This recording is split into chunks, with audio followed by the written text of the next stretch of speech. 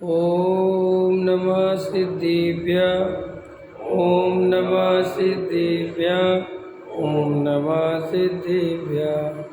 मंगलमय मंगलकरण वीतराग विज्ञान नमो तार जाते भई अरहंतादिमान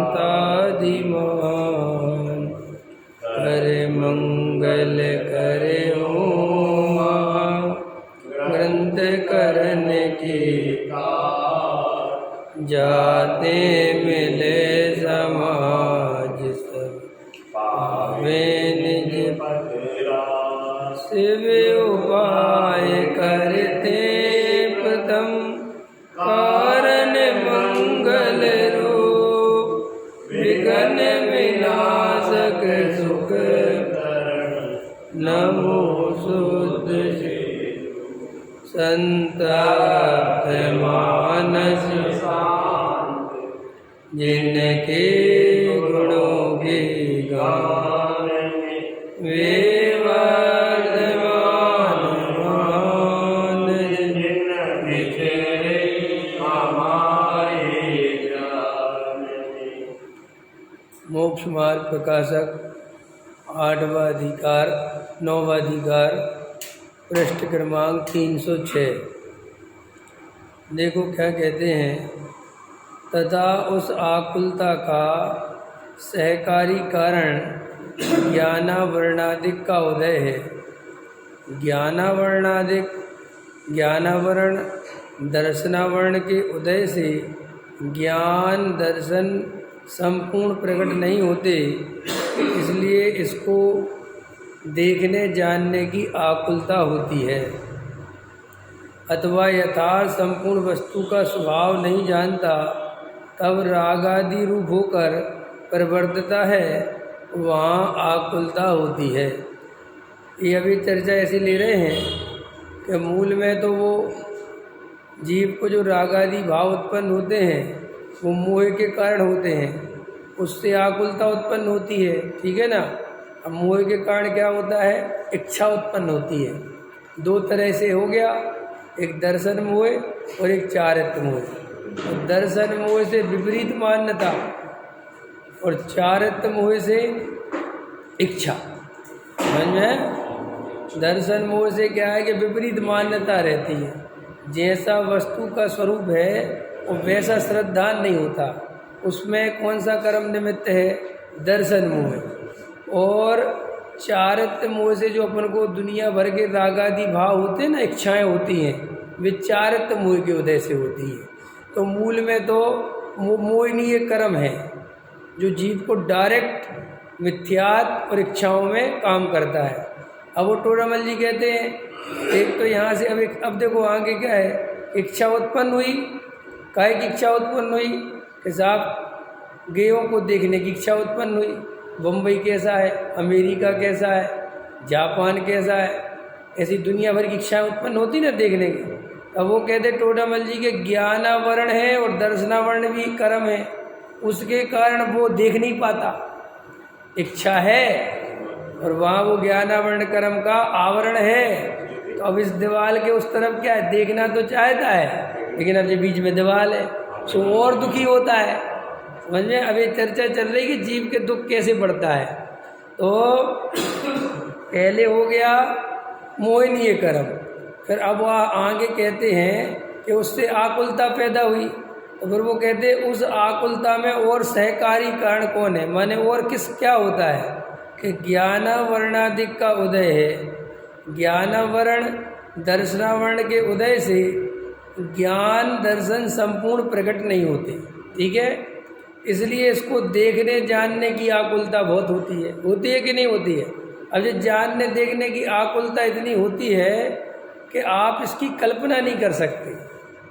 आदमी एक बसर भूखा रह सकता है, समझ में आया, लेकिन वो कोई चीज़ जानने की इच्छा हो जाए, देखने की इच्छा हो जाए, तो देखो लोग अंतरिक्ष देखने के लिए, जबकि खुल्लम खुल्ला लिखा रहता है कि देखो जी आप रॉकेट में जाओगे, लौट के आने की संभावना ना के बराबर है।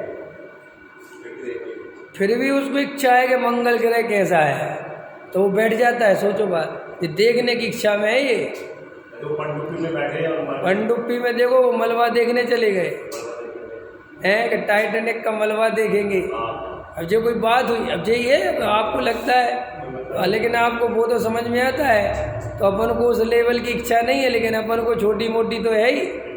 अपन शिवपुरी जा ही रहे ना, और रखा क्या है शिवपुरी में, समझ में आएगा भाई, इच्छा समझ में आया। और मैं तो बिल्कुल नहीं जाता अगर प्रवचन नहीं होता तो, समझ में आया।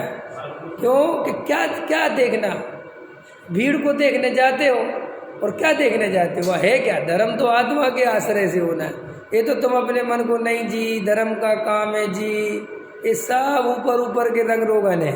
अंदर तो वो गेयों को देखने की इच्छा है। गेयों को माने सब मिल जाएंगे, सब विद्वान मिल जाएंगे, सब समाज वाले मिल जाएंगे, थोड़ा नाम भी हो जाएगा कि अरविंद सेठ आए थे, समझ में। और तो ये सब ये दुख है, जिसे जीव सुख समझता है। अब ये दुख है और समझता सुख है, इसका नाम मिथ्यात्व है। लोग पूछते ना मिथ्यात्व, ये है मिथ्यात्व, समझे, है दुख और लगता सुख। और क्या है मिथ्यात्व? और सुनो, जाता खोटे अभिप्राय से है और उसमें शुभ भाव का लेप करके उसे बढ़िया बना लेता है।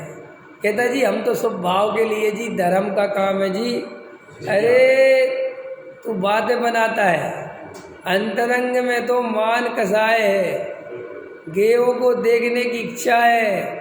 इतना बड़ा मंच है, वहाँ अपन खड़े होंगे तो 4 आदमी देखेंगे। अभी देखना वहाँ जावे, सुनो, अभी जैसे वहाँ जावे और इसको ऊपर ना बुलावे कोई, तो भाई साहब कहेगा मेरा टिकट बेकार गया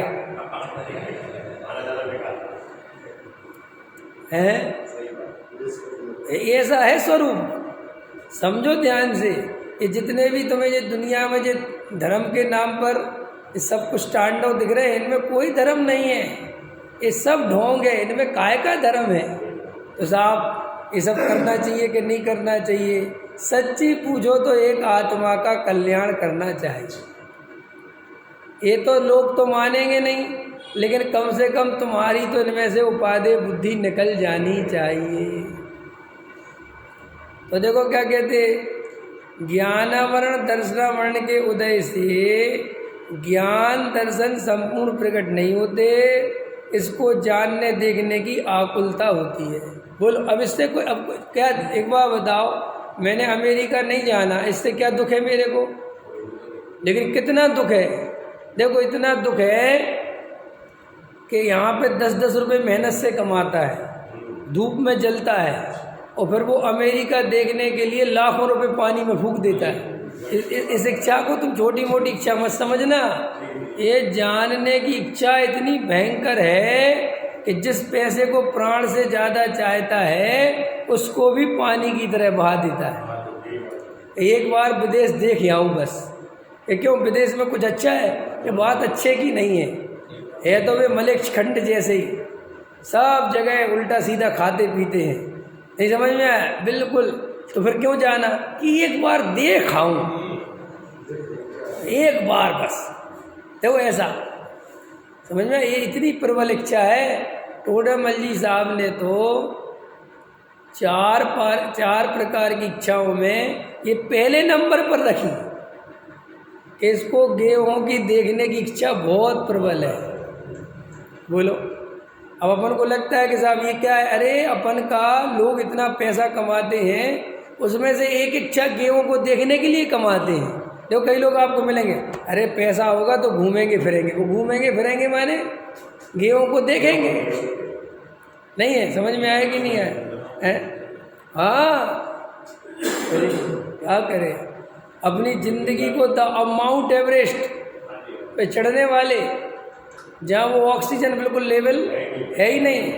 अभी आपको विश्वास नहीं होगा, माउंट एवरेस्ट पे नंबर है जैसे तुम आज लिखवाओगे ना कि हमें चढ़ना है, तो 1 साल बाद का नंबर मिलेगा, इतनी वेटिंग है। उनके पहले माउंट एवरेस्ट पे चढ़ने के उनने 3-4 रास्ते बना रखे थे, अब उनने 50 और रास्ते बना दिए, और फिर भी वे कम पड़ रहे हैं। लोग मर जाते हैं कई, तो भी देखना है कि माउंट एवरेस्ट पे है क्या। बोलो, ये नजर आती है साक्षात की इच्छा लोगों को। हाँ, साक्षात अरे हम कह रहे अभी इस गेट पे लिख दिया जाए इसके अंदर झांकना मना है, तो भाई साहब बार बार ही सोचेगा इसके अंदर है क्या। चाहे अंदर जो है गोबर रखा हो, समझ में आए, लेकिन क्या करें ऐसे। तो ये जो केवल ज्ञान होता है ना, ये केवल ज्ञान प्रकट, जी आत्मा केवल, तो ये क्या है कि अंदर केवल ज्ञान स्वभाव ही है, सारे जगत को जानने देखने का स्वभाव लेके बैठा है, और ये ज्ञानावरणादि कर्माड़े आता है, समझ में आए कि नहीं है। सो वास्तव में जो उसको इच्छा होती है तो उसके स्वभाव वाली, क्योंकि उसका स्वभाव सारे जगत को जानता देखता है, लेकिन एक्चुअल प्रॉब्लम है कि ये कर्म फंसे हुए, समझ में। अपन कोई गलत नहीं, अपन सुखी होना चाहते तो अपन सुख स्वरूप ही है, इसलिए अपन सुखी होना चाहते, लेकिन अपन जिस रास्ते से सुखी होना चाहते हैं वो रास्ता गलत है। हमारा सुखी होना, सुख चाहना कोई गलत नहीं है, लेकिन जिस आधार से सुख चाहते हैं वो आधार गलत है। अब तो देखो कैसा गेहूं की देखने का, समझ गए। और देखो, अथवा यथार्थ संपूर्ण वस्तु का स्वभाव नहीं जानता, तब रागादि रूप होकर प्रवर्तता है, वहाँ आकुलता होती। अब ये भी एक टोडामल जी ने बताया कि देखो फिर क्या होता है कि जैसा वस्तु का स्वरूप है वैसा नहीं जानता, और वैसा नहीं जानता तो विशेष प्रकार के रागादि भाव होते हैं। विशेष प्रकार के रागादि भाव माने मिथ्यात्व सहित रागादि भाव, एक तो बिना मिथ्यात्व के रागादि भाव और एक मिथ्यात्व सहित रागादि भाव। तो अब ये मिथ्यात्व सहित रागादि भाव क्या होते हैं कि पर द्रव्य को इच्छा, अपनी इच्छा के अनुसार परिणमन कराना चाहता है, और वो वहाँ परिणमन अपनी इच्छा के अनुसार करता नहीं, सो इसे बहुत दुख होता है। ख्याल में है कि नहीं आया। और बहुत आकुलित होता है, और फिर निमित्तों से लड़ता है, दूसरों को दोष देता है, इस आदमी ने मेरा बुरा किया, ये आदमी ठीक नहीं है और मैं ऐसे कर दूंगा। तो वो क्या कह रहे टोडामल जी, और आकुलता बढ़ती चली जाती। वहाँ वस्तुएं अपनी इच्छा के अनुसार तो परिणमन करती नहीं, वे तो सब स्वतंत्र हैं, और ये उनको अपनी इच्छा के अनुसार परिणमन कराना चाहता है, और ऐसा जानता नहीं कि होता स्वयं जगत परिणाम। ऐसा ये टोडामल जी लिख रहे हैं कि सम्यक दृष्टि को भी राग आता है, उसको भी आता है, इच्छा होती, लेकिन सम्यक दृष्टि को सारा वस्तु स्वरूप पता है। तो राग आया तो अंदर से श्रद्धान है कि ये राग आया, ये दुख रूप है। देखो कितना श्रद्धान है, अरविंद जी बात मत करो, यहाँ देखो कितनी चीज़ों का क्लियर है उसको। राग आया तो ये राग दुख रूप है, आश्रव है। आया राग तो दुख रूप है, आश्रव, एक क्लियरिटी है। ये आत्मा नहीं है, ये पता है, ये आत्मा के स्वरूप में प्रवेश नहीं करता, ये पता है। ये अपने स्वरूप में नहीं रमा, इसलिए आया है। फिर ये जिसके लक्ष्य से आया है वो मेरे अधीन नहीं है, वो पर द्रव्य है, उसका परिणमन जैसा होना होगा सो होगा। देख रहा इतनी क्लियरिटी है। अब इतनी सारी क्लियरिटी होने के कारण उसे रागादि बहुत आकुलता का कारण नहीं बनता। समझ में, राग तो आया लेकिन उसे पता है कि परिणमन तो जैसा होना है वो वैसा होगा। आप समझे नहीं, मेरे पूर्ति तो करेगा ही, लेकिन पूर्ति नहीं होगी तो बिल्कुल अंदर से तकलीफ नहीं मानेगा, क्योंकि वो जानता है कि ये मेरे हाथ में नहीं है। जैसे हम मान के चलो मुझे पैसे वाले बनने की इच्छा है, लेकिन मुझे अंदर पता है कि पुण्य का उदय होगा। समझ में आया कि नहीं आया? उस जाति का पुण्य होगा, योग्यता होगी तो आएगा, और नहीं होगा तो नहीं आएगा। तब देखो दोनों ही बातें, आ गया तो अहंकार नहीं होगा, और नहीं आया तो दीनता नहीं रहेगी। अब मिथ्या दृष्टि को दोनों चीज़ें होंगी। अगर नहीं आया तो अपने को दीनहीन मानेगा, और अगर आ गया तो अहंकार के पहाड़ पर चढ़ जाएगा, मैं चौड़ा बाजार सकरा हो जाएगा। होता है कि नहीं होता है? इसलिए सम्यक दृष्टि किसी भी अवस्था में दुखी नहीं होता। ये है सम्यक दर्शन की महिमा। माने जैसा वस्तु का स्वरूप है वो वैसा सब कुछ जानता है। बिल्कुल आज गुरुदेव श्री ले रहे थे, अभी सुबह ही ले रहे थे, नहीं सुबह नहीं, रात के प्रवचन सुना था मैंने रात को, उसमें ले रहे थे कि सम्यक दृष्टि के क्या ले रहे थे गुरुदेव, वो सुनने लायक है। सम्यक दृष्टि की दृष्टि में, माने सम्यक दृष्टि की श्रद्धा में एक अपने त्रिकाली ध्रुव ज्ञायक भगवान आत्मा के अलावा उसे और किसी में भी अपनापन नहीं है। श्रद्धान नहीं, श्रद्धान का अर्थ अपनापन लेना, ठीक है। श्रद्धान शब्द का अर्थ क्या लेना? अपनापन। तो सम्यक दृष्टि को एक अपने त्रिकाली ध्रुव ज्ञायक भगवान आत्मा के अलावा, और कैसा है वो त्रिकाली ध्रुव ज्ञायक भगवान आत्मा? नित्य, शुद्ध, अरूपी, अभेद, एक, अखंड, ज्ञानमयी, आनंदमयी, सुखमयी, त्रिकाल। समझ में आया? अखंड, चिदानंद, चैतन्य, ऐसे उसके जितने भी विशेषण आपको याद आए वो सब उस आत्मा में लगा लेना। वे उसी आत्मा के हैं, एक ही आत्मा है। उसे अपनी श्रद्धा में उस त्रिकाली ध्रुव भगवान आत्मा के अलावा कहीं पर भी अपनापन नहीं होता। श्रद्धा में क्या रहता है? एकमात्र त्रिकाली ध्रुव ज्ञायक। अब देखो गुरुदेव श्री क्या ले रहे थे, तो फिर बाकी का क्या होता है?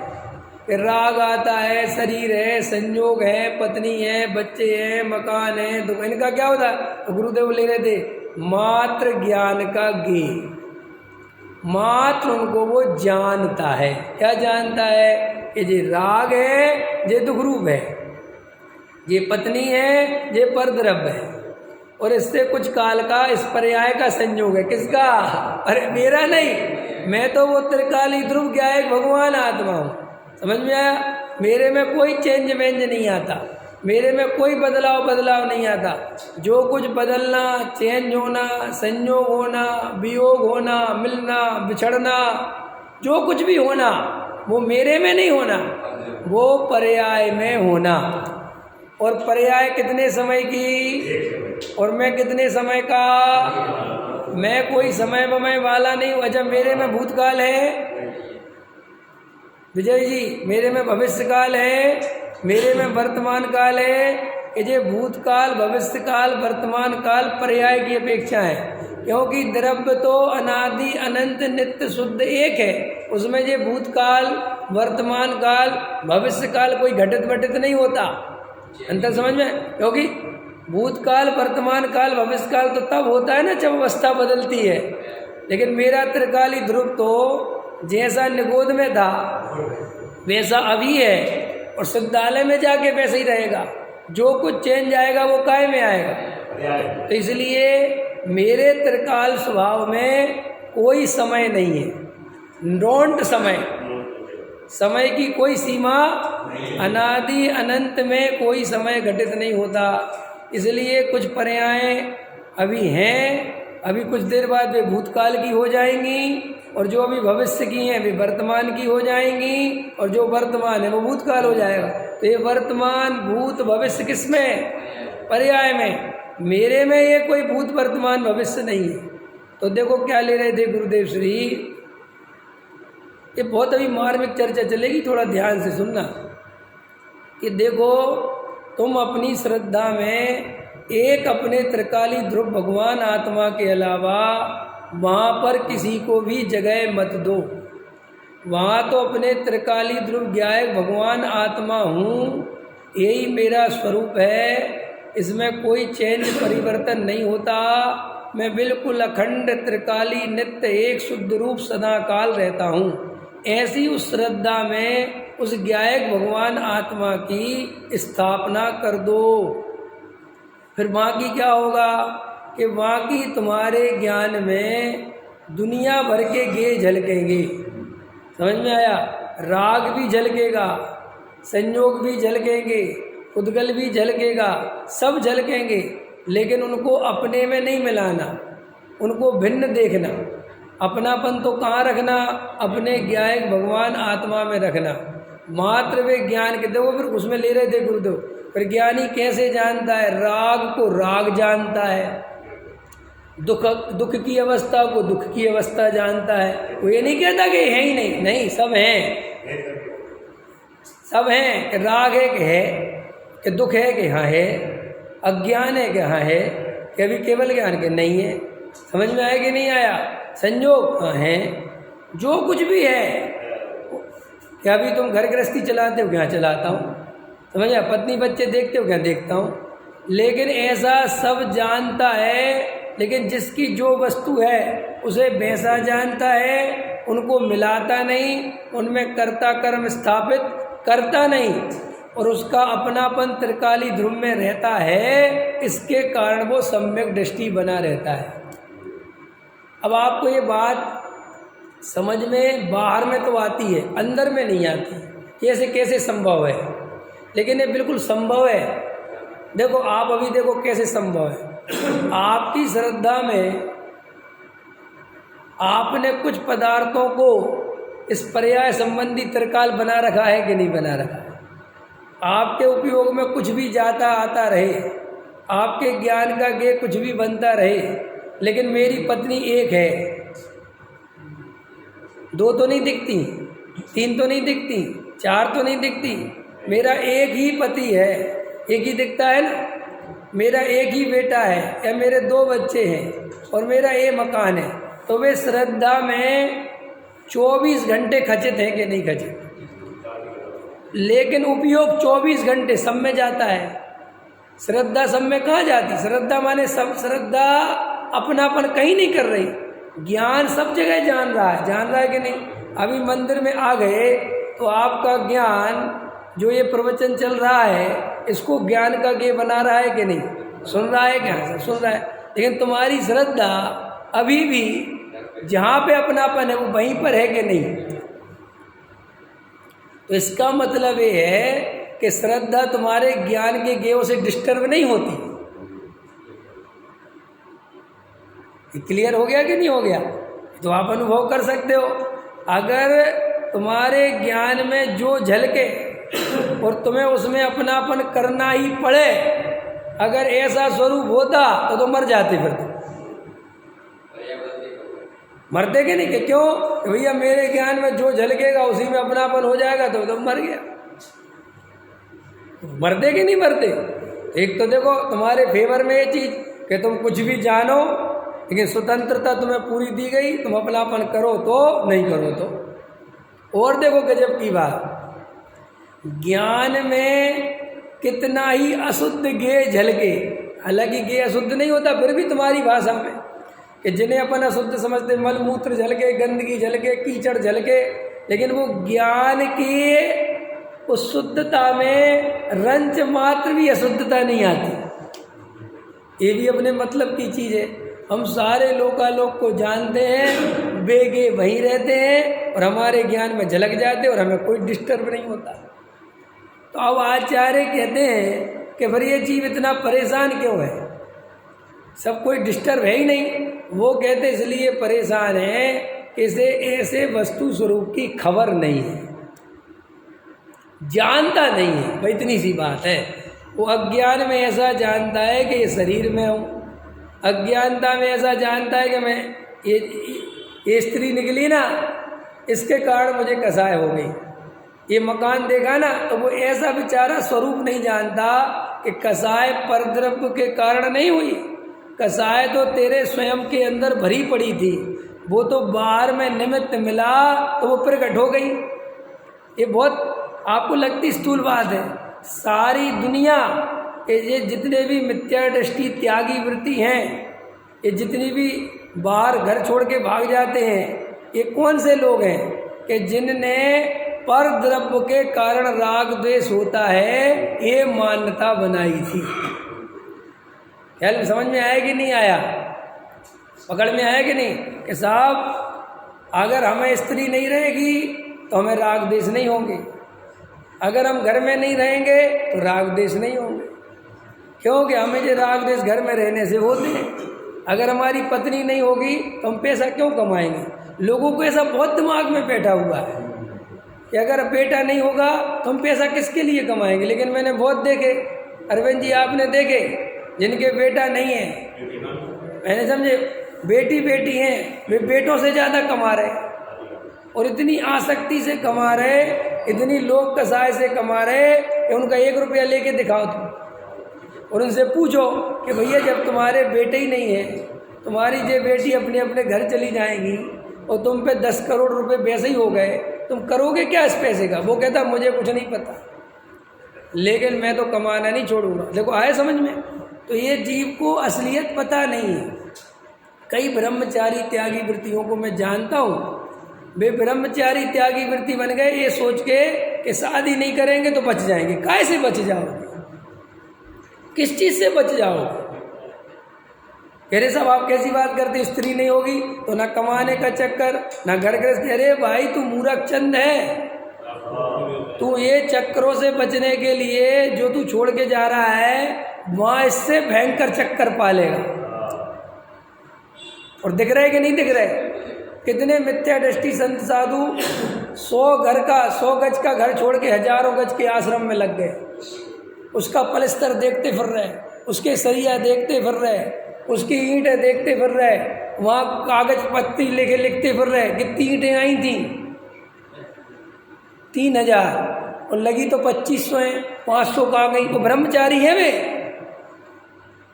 देखें ऐसे खेल के नहीं देखे हैं? नहीं हो तो अभी चल के अपन चला ही रहे, हम दिखा देंगे तुम्हें। समझ में आया कि नहीं आया है? ऐसे ऐसे ब्रह्मचारी हैं, वे महिलाओं को मर्यादा का पाठ पढ़ा रहे और उन ब्रह्मचारी जी से पूछो तुम्हारी खुद की मर्यादा कहाँ है? कह रहे महिलाओं को ऐसे नहीं करना चाहिए, महिलाओं को वैसे नहीं करे। महाराज शांत हो जाओ, इधर आओ। तुम ब्रह्मचारी हो? हाँ। तुम्हें खुद की मर्यादा पता है? कि जी मैं तो पूरी मर्यादा पालता हूँ। क्या मर्यादा पालते हो? क्या पालते हो? ब्रह्मचारियों को महिलाओं के बीच में जाना चाहिए है? वहीं महिलाएं नाच रही, वहीं तुम स्टेज पे खड़े हो, काहे के ब्रह्मचारी हो तुम?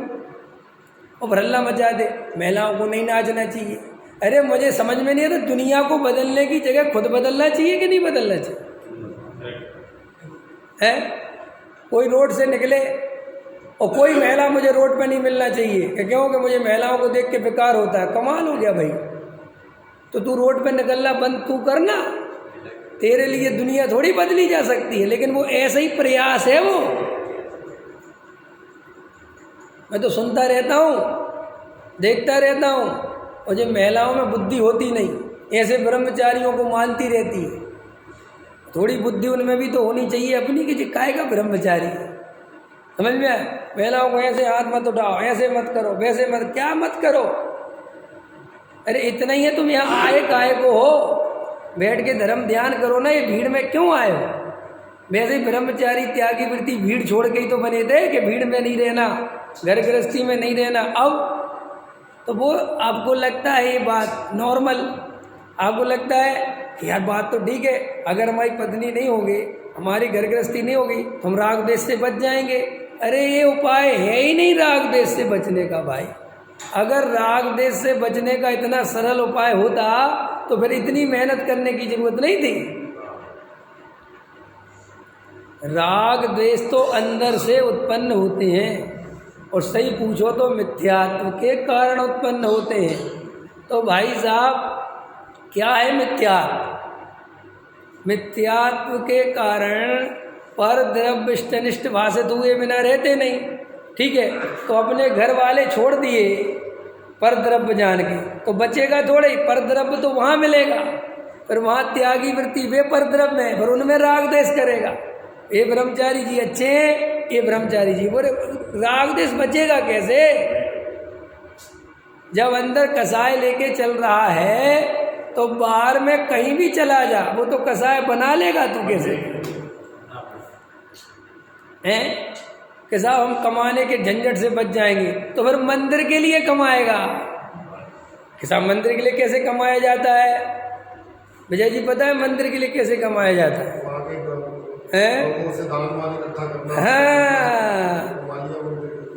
हाँ, बड़े सो पावे, घटे सो घटावे। अरे भैया, ये तुम्हारा पैसा तुम्हें संसार में डुबो देगा भैया। ये परिग्रह दुख रूप है भैया, क्या करोगे भैया? दे जाओ भैया। किसे? हमें। ये सब पुद्गल के खेल, इनसे ना ही हमारो मेल।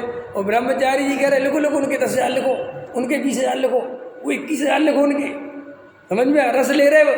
और वो कह रहे हम झंझट से बच जाएंगे। सुनो, भूल में हो। अरे बहन जी, बहुत टेंशन हो रही लोगों को, इसलिए सोच रहे कि काम खराब ना हो जाए। समझ में आया?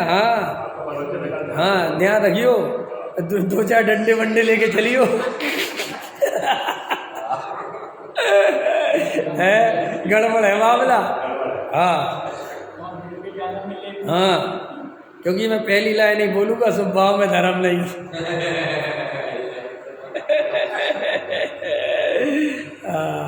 अरे भाई, स्वभाव से लाभ माने 3 काल में सम्यक दृष्टि नहीं हो सकता।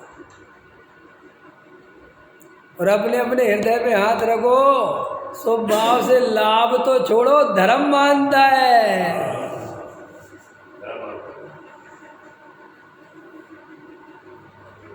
पूर्णमल जी साहब ने लिखा है, जो पुण्य भाव बंध का कारण है, अगर उसे ही मुक्ति का कारण कहोगे तो फिर बंध किससे होगा?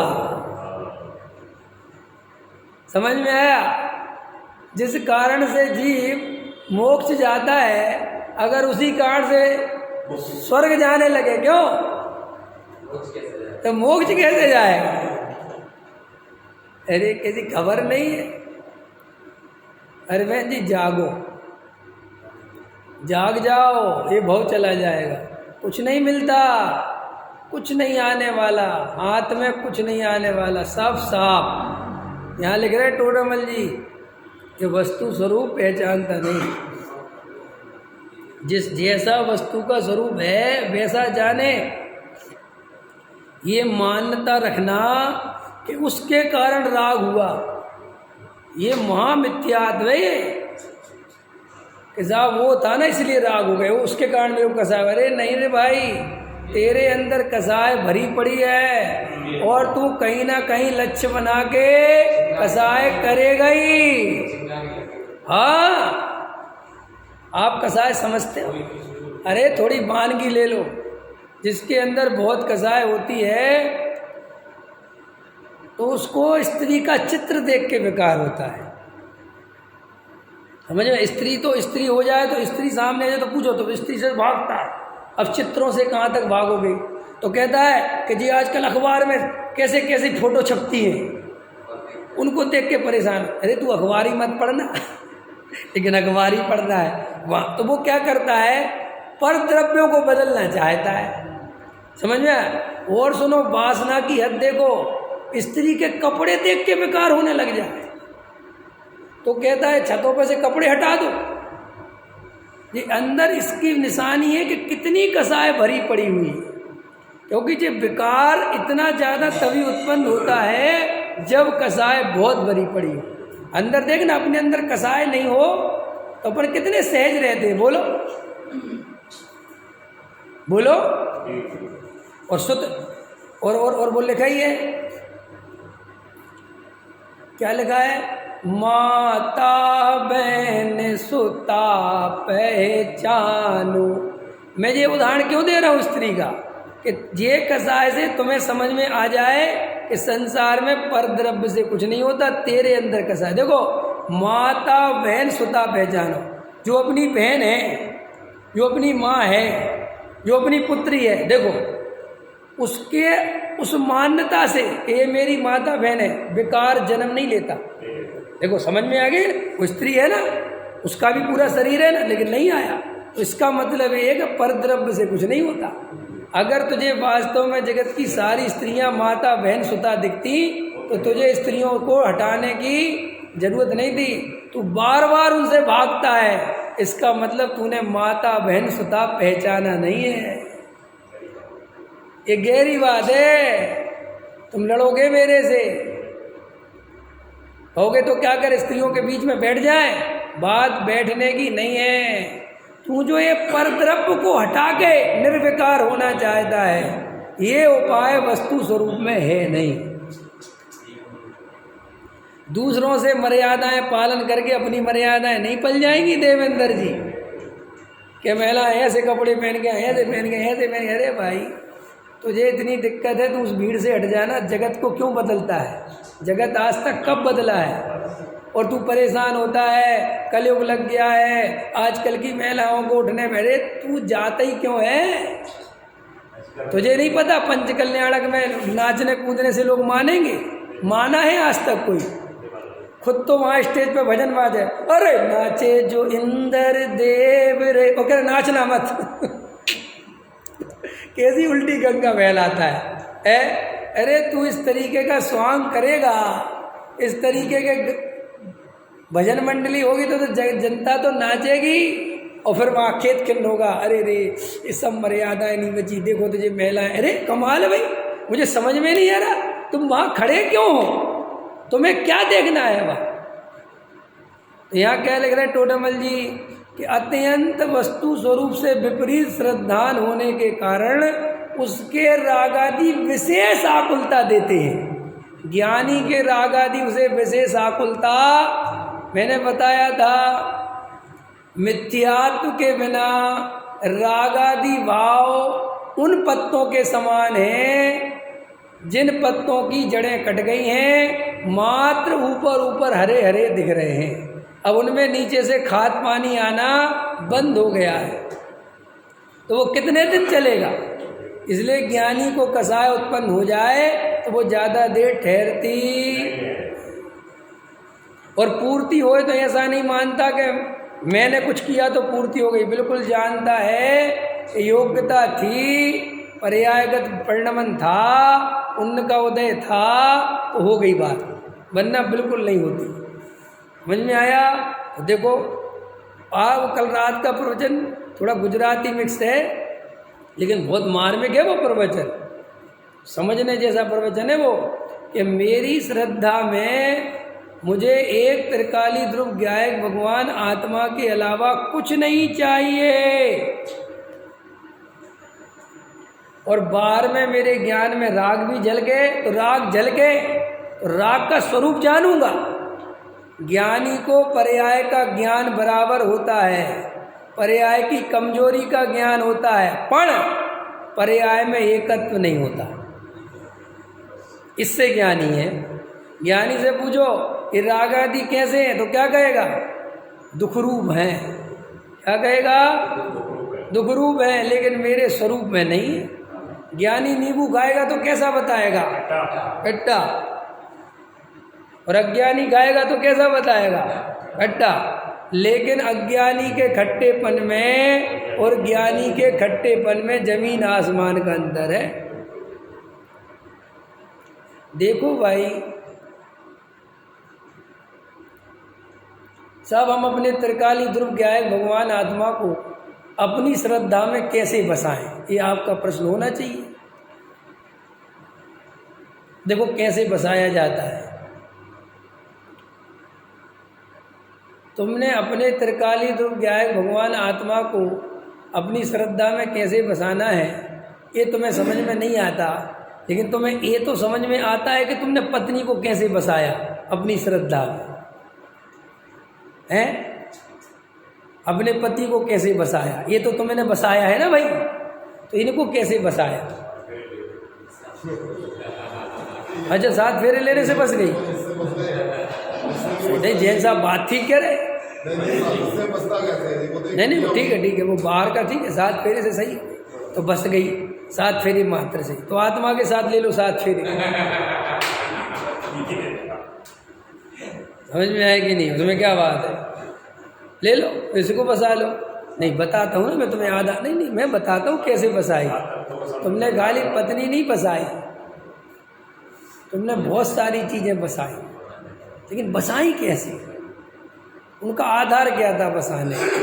तुम किसी में अपनापन स्थापित करते हो तो काय के आधार पे करते हो? प्रश्न होना चाहिए आपके अंदर कि हम किसी भी चीज़ में अपनापन स्थापित करते हैं तो किस आधार से करते हैं, उसका कारण क्या है अपना? जैसे मान के चलो मैंने ट्विंकल में अपनापन नहीं किया, समझ में आया कि नहीं आया, और मेरे बेटे में अपनापन किया, तो भाई दोनों ही परद्रव्य है ना, हैं, और दोनों मेरे ज्ञान के गे बने।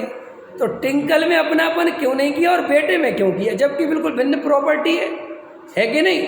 देखो उसके पेट भरने से मेरा पेट नहीं भरता है क्या? उसके, और 100% मुझे पता है कि जैसे जैसे बड़ा होता जाएगा इसको मेरे कोई लेना देना नहीं है, ये बराबर है ना, वो अपने सुख के लिए आगे बढ़ रहा है ना। फिर भी मैं ये कह रहा हूँ कि मेरी श्रद्धा में वो कैसे बस गया और तुम क्यों नहीं बसे, इसका आधार क्या है? बताओ विजय जी, तार्किक विद्वान। क्यों हुआ? अब अपनों से अपना बन तो वही बात होगी, मेरे घर के सामने उसके घर के सामने दोनों आमने सामने, ऐसा थोड़ी। ये अपनापन आया कैसे? हाँ बताओ, लगाओ बुद्धि। ये बहुत अच्छा उत्तर समझ लो। तुम्हारा अपनापन कहीं पर भी होता है और अपनापन निकलता भी है, ऐसा थोड़ी है कि बस गया तो बस ही गया, तुम 1 मिनट उठा के फेंक भी देते हो। कैसे? कि अपनापन का आधार है सुख। तुम्हें जहाँ सुख भाषित हो जाए बड़ा तुम अपनापन स्थापित कर सकते। अब ये आत्मा में अपनापन क्यों नहीं हो रहा? क्योंकि आत्मा में सुख है, आत्मा से सुख मिलेगा, ये बिल्कुल तुम्हें दूर दूर तक संभावना दिखाई नहीं देती। और बेटा भी गोद में है तो भी उसको बड़े ध्यान से रखता है कि ये सुख मिलेगा। अभी तो ये खुद ही इसके ही तुम सारे काम कर रहे हो, नहीं अभी नहीं, बाद में मिलेगा। और बाद में दुनिया में किसी को नहीं मिला। तो भी देखो कैसी उसकी अंतरंग की वो है कि नहीं मिलेगा। और अपन कहो कि आत्मा, तो कहता काय का सुख, लो जी मान लिया आत्मा। अब क्या हो रहा है? भूख लगना बंद हो गई क्या? उसकी अपनी प्रॉब्लम है ना जीव की। क्योंकि देखो जीव ये कहता है कि हम तुम्हारी आत्मा को स्वीकार करने को राजी हैं कि कब, कि हमें भूख लगना बंद हो जाए, शरीर में रोग होना बंद हो जाए, समझ में आया कि नहीं आया, सारे टंटे मिट जाए तो हमें कोई दिक्कत नहीं, हम आत्मा मान लेंगे। ये तुम्हारी आत्मा मान भी लेते, टंटा तो एक भी नहीं मिटता। अंदर समझो उसकी समस्या क्या है, अपन को ध्यान देना पड़ेगा अपनी समस्या क्या है भाई। इतने आचार्य समझा रहे, इतने मुनिराज समझा रहे, ज्ञानी समझा रहे, रोज पढ़ रहे, रोज सुन रहे, लेकिन वो जड़ पदार्थों में से सुख बुद्धि टूट नहीं रही और आत्मा में सुख बुद्धि आ नहीं रही। देखो भाई बात क्या है, ये थोड़ा ज्वारी जैसा काम है। पर द्रव्य का तुम्हें अभ्यास है, भले ही क्षणिक अभ्यास है, भले ही उनसे क्षण भर का सुख मिलता है, लेकिन तुम्हें उनमें से कुछ मिलता हुआ दिखता है, और ये अनादिकाल का अभ्यास है। समझ में आया कि नहीं आया? और जब ये आत्मा की तरफ जाता है तो आत्मा की तरफ जाता है तो वहाँ बिल्कुल खालीपन मिलता है, क्योंकि आत्मा बिल्कुल खाली है, शून्य है, वहाँ तो कुछ है नहीं तुम्हारा पुद्गल। अब अंदर जाता है और ऐसा शांत होकर बैठता है, समझ लो। अब वो ज्ञानानंद स्वभावी जीव तत्व, ये सब विशेषण जो भी है वो याद भी करता है, और वो आधा घंटा 15 मिनट जो भी है कोशिश भी करता है। अब वो लेकिन देखता है कि ना तो कोई इच्छाएं रुक रही, समझ में आया, ना कोई विकल्प रुक रहे, ना कोई विकार रुक रहा, और भूख और लगाई। समझ में आया कि नहीं आया? तो वो कहता है जी आत्मा काय काम की है, ले दे के वो रोटी काम आ रही, तो वो फिर रोटी की चक्कर में फंसता है। अब फिर वो जितनी भी इच्छाएं हैं वे उसकी आत्मा में जाने से मिटती नहीं, तो वो उसको ये समझ में आता है कि यार आत्मा में कोई सुख नहीं है, क्योंकि वो सुख काय के आधार से समझता है कि इच्छा मिटे तो सुख। समझ गए क्या कह रहा हूं मैं? अब व्यवस्था कैसी है, इच्छा बाद में मिटेगी, पहले दर्शन मोह मिटेगा। अब उसे इच्छाओं का परिचय है जीव को। परिचय का है इच्छाओं का, कि भाई इच्छा उत्पन्न हुई। बात समझ में आ रही है नहीं? इच्छा चारित्र मोह का दोष है कि दर्शन मोह का? चारित्र मोह का, दर्शन मोह का नहीं। दर्शन मोह की तो श्रद्धा है। अब चारित्र मोह, और उसको सारा इसलिए ये दर्शन मोह सुरक्षित क्यों रह जाता है अनादिकाल से? क्योंकि वो रास्ते में पहले चारित्र मोह पड़ता है, दर्शन मोह नहीं पड़ता। अब वो चारित्र मोह पड़ता है तो चारित्र मोह उसे सब कुछ दिखता है। आप समझ रहे हैं ना? गर्मी, सर्दी, भूख, प्यास, ये जितनी भी विषय वासना है ये दर्शन मोह की नहीं है, ये सारी चारित्र मोह की है। और उसकी समस्या ही चारित्र मोह है। वो कहता दर्शन मोह की कोई समस्या ही नहीं है, तुम लोग दर्शन मोह के पीछे पड़े हो। अरे प्रॉब्लम क्रिएट कहाँ से होती है? वो प्रॉब्लम यहाँ से क्रिएट होती है। गहरी बात है, थोड़ी समझ में आ जाए तो आपका भला हो थोड़ा बहुत। अब वो और ये सारी दुनिया, ये संत साधु जितने मिथ्या दृष्टि त्यागी वृत्ति बन जाए तो इसी आधार से बनते हैं। क्यों? कि वो चारित्र मोह करता है परेशान। देखना इंजीनियर साहब, और साथ में दिखता है कि ये परद्रव्य के कारण कर रहा है। ना रहेगा बांस, ना बजेगी बांसुरी। समझ में? अब 16 साल की उम्र से 15 साल की 14 साल की उम्र से शास्त्र सभा में जाने लगा और उन्होंने कहा, हे भैया सुत दारा होए न सीरी, सब स्वार्थ के हैं वीरी। देखो देखो, समझे? एक आदमी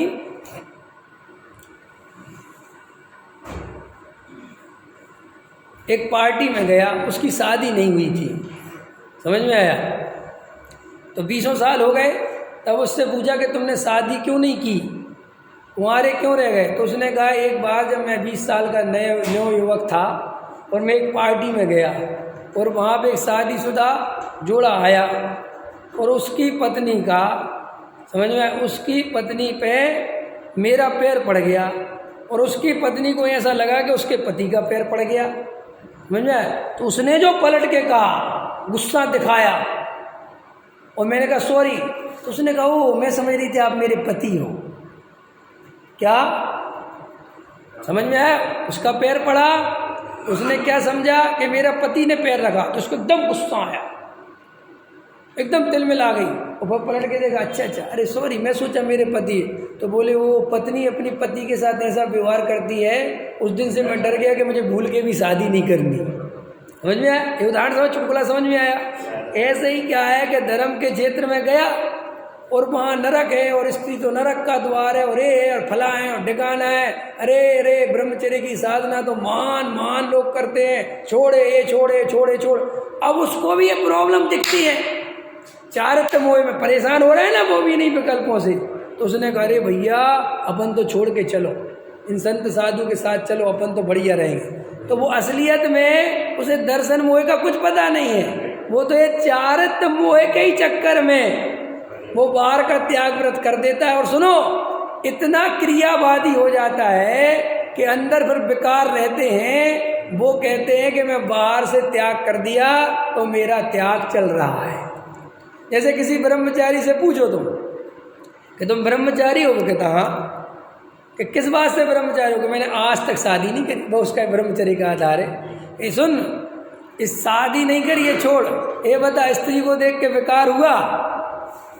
वो यहाँ से वो एकदम नहीं, वो तो क्या मतलब है, मैंने हुआ भी होगा तो मैंने कोई आज तक करा थोड़ी कुछ भी। देखो तुरंत उसके अंदर में वो क्रियावादी हो जाता है, माने ये बेकार ही। अरे बेकार के पीछे भी असली कारण कौन है? वो दर्शन मोह है। वो वहाँ तक तो बेचारा जा ही नहीं पाता। जी हमने जन्मों जन्मों से जो अनंत बार मुनि बन गए ना, यही कारण था कि हमें वो चारित्र मोह सब कुछ पाप दिखता है और उस पाप का कारण परद्रव्य दिखता है, तो हम परद्रव्य को छोड़ के जंगल भग गए नरक आदि के भय से और स्वर्ग आदि की चाह से। किसी ने कहा, ये विषय भोग भोगोगे ना नरक में सड़ोगे, और यहाँ त्याग कर दोगे तो स्वर्गों में सागरों पर्यंत शांति से रहोगे, और यहाँ जरा सा त्याग करोगे वहाँ इसका फल बहुत मिलेगा। तो लालची प्रवृत्ति का था, मान गया। अब आपकी और हमारी प्रॉब्लम यहाँ से क्रिएट बन रही है कि हमें मिथ्यात्व के नाश में रस नहीं है, इसलिए लोगों को मिथ्यात्व ज़्यादा समझ में नहीं आता। वो कहते हैं क्या मिथ्यात्व लगा रखा है, क्या होगा मिथ्यात्व के नाश, और क्या होता है मिथ्यात्व? अरे खाना पीना छोड़ो तो जाने, उसका सीधा गणे देना भाई। खाना पीना छोड़ो, कुछ वासनाएं छोड़ो, कुछ कमाना छोड़ो, कुछ साधु बनो, कोई त्याग व्रत लो, कुछ इच्छाओं को रोको, इच्छा निरोधा तपा, कुछ तप करो तो कुछ धर्मात्मा होगे ना। ये मिथ्या क्या होता है मिथ्यात्व? साहब मिथ्यात्व ये होता है कि शरीर और आत्मा को एक मानता है, तो ठीक है नहीं मान लिया, लो अब वो ऐसे बोलता है मिट गया हो गया, हाँ तो ठीक है लो अब बोलो, अब व्रत क्यों नहीं लेते? असल प्रॉब्लम कहाँ से क्रिएट होती? इसलिए जो चारित्र मोह में ही जीव अटक के रह जाता है। और सारे अधिकतर तुम देखना शास्त्रों में भी ये चारित्र मोह पे ही सारी दृष्टि है। खाना पीना, ये मत खाओ इसमें इतना पाप, ये मत करो, ऐसे मत करो, ऐसे मत उठो, ऐसे मत बैठो, ये मत करो, वो मत करो, अशुभ भाव बुरा है, शुभ भाव अच्छा है, अशुभ से बचना चाहिए, शुभ में रहना चाहिए। फिर बस वो सारी जो गाड़ी वो यहीं घूमती रहती है। तो अपन का भी जो आत्मा में मन नहीं लगता वो इसलिए नहीं लगता कि अंदर जाके अपन को ये लगता है कि मिल क्या रहा है, क्योंकि हमें सीधा सुख पता ये है कि इच्छा उत्पन्न हो, समझ में ये दुख, और इच्छा की पूर्ति हो ये सुख। और भैया और तीसरी अवस्था है कि भाई हम आत्मा में जाएं और इच्छा नहीं हो तो हम तुम्हारी आत्मा ठीक है, लेकिन हम तो भैया उल्टा देखते हैं कि जितना ध्यान लगाते हैं इच्छाएं और उतनी ज़्यादा और दिखाई देने लगती है। भाई यहाँ से घबरा के वो भाग जाता है, और यही असली खेल है। शत्रु का यही नाश हो सकता है अगर घबराए नहीं तो, लेकिन वो डर जाता बहुत जल्दी, तो वो डर के क्या करता है कि बाहर आ जाता है। तो बाहर आ जाता है तो फिर क्या करता है कि फिर वो क्रिया कांड में लग जाता है, क्योंकि क्रिया कांड में उसे डर नहीं लगता। समझे ना? आप भगवान के पास खड़े हो गए, 2 घंटे खड़े रहो, आपके 2 घंटे कट जाएंगे, लेकिन आप आत्मा के पास 5 मिनट खड़े नहीं हो सकते, जहाँ असली धर्म है। कि क्योंकि वहाँ तुम्हें अपने अंदर की गंदगी दिखने लगती है, और तुम्हें वो गंदगी दिखते ही तुम्हें इतनी घबराहट होती कि मैं इतना पापी हूँ, बाप रे बाप मैं इतना पापी नहीं हूँ। अब इससे बचने का उपाय क्या है? बाहर आ जाओ और भगवान के सामने जोर जोर से गाने लगो, तो वो अंदर का मैल दब जाएगा। इसलिए लोग भीड़ में चले जाते हैं, भीड़ तो और ज़्यादा दबा देती है। भाई भीड़ में आपको पता थोड़ी चलता है कि आप क्या कर रहे हैं, जो सब कर रहे होते वो आप कर रहे होते। इतनी बात समझ में आ गई। अब तुम्हें शांत होकर बैठना पड़ेगा, तुम्हें ये निर्णय करना पड़ेगा कि देखो भाई, बाहर से मैंने इच्छाओं की पूर्ति बहुत करके देख ली, कोई सार नहीं निकलता, कोई भी सार नहीं निकलता। न वे इच्छाएँ खत्म होती हैं और ना उनका कुछ बिगड़ता है, और दिन पे दिन बढ़ती चली जाती है। और ज्ञानियों ने बताया है कि तू अपने स्वरूप में ला जा, तत्व निर्णय कर, मिथ्यात्व का नाश कर। फिर जब मिथ्यात्व का नाश हो जाएगा, और देखो अपन जल्दी घबरा जाते हैं, बाहर आ जाते हैं।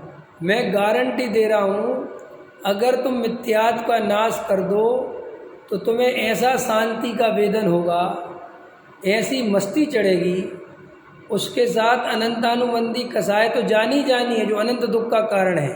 ये बिल्कुल परम सत्य है, ये जिनेंद्र देव की वाणी है। लेकिन तुम वहाँ तक पहुँचते नहीं, उस चरम सीमा को छूते नहीं, तो तुम्हें लगता है कि कुछ आनंद नहीं है। लेकिन एक बार अगर उस ज्ञायक भगवान आत्मा को छू लिया तुमने, एक बार उसकी श्रद्धा कर ली, तो ऐसी मस्ती आती है भाई साहब, ऐसा आनंद आता है, इतना हल्कापन लगता है कि कई इच्छाएँ तो कहाँ विलीन हो जाती हैं पता ही नहीं चलता। सिर्फ 2-4-10 इच्छाएँ रह जाती हैं, वो भी चारित्र मोह का तीव्र हृदय होने से, और वे भी उसी स्वरूप में रमेगा तो वे भी चली जाती है। पकड़ में आया कि नहीं आया? समझ में आया? अभी आज का प्रवचन तो अंत हो गया। अभी प्रवचन में ये विषय आने से रह गया, जो मुझे बोलना था वो इच्छाओं पे आ गया, इसलिए इस पर गाड़ी चली गई। अभी आपको एक विषय बताना है मुझे कि आत्मा को सीधा कैसे पकड़ा जाता है। बिल्कुल सीधा आत्मा पकड़ाऊंगा, बिल्कुल ऐसा आत्मा पकड़ में आएगा। आपको लगेगा कि अपन देखो सीधा आत्मा, बिल्कुल सीधा आत्मा का अनुभव कर सकते हो आँख खोले खोले। वो ट्रिक है, वो ट्रिक बताऊंगा मैं तुम्हें। तुम कहोगे, अगर वो ट्रिक तुम्हें समझ में आ गई तो तुम मुझसे अगले ही दिन कहोगे पंडित जी दिन भर आत्मा दिखता रहा और कोई टेंशन नहीं हुआ, सब कुछ काम बढ़िया चलता रहा और आत्मा ही आत्मा दिखता रहा। क्योंकि ऐसी कला तुम्हारे अंदर है देखने की, तुम्हारा काम कोई डिस्टर्ब होगा नहीं और आत्मा दिखता रहेगा। ऐसा करते हो कि नहीं? बोलो, तुम ऐसे करते हो कि नहीं करते? तुम्हें जिससे ज़्यादा प्रीति हो वो तुम्हारे ज्ञान में ये बनता रहता है, वो तुम्हारी श्रद्धा में बसा रहता है और तुम सारे काम करते रहते हो। ऐसे ही आत्मा को बसाना श्रद्धा में, कैसे उसको बसाया जाता है, कैसे उससे प्रीति की जाती है। अब इसके बाद जब जहाँ प्रवचन होगा, समझ में आया? अगला जब आएंगे अपन मंडे को तब लूँगा इस विषय। कल प्रवचन नहीं होगा, है ना? सहजानंदी।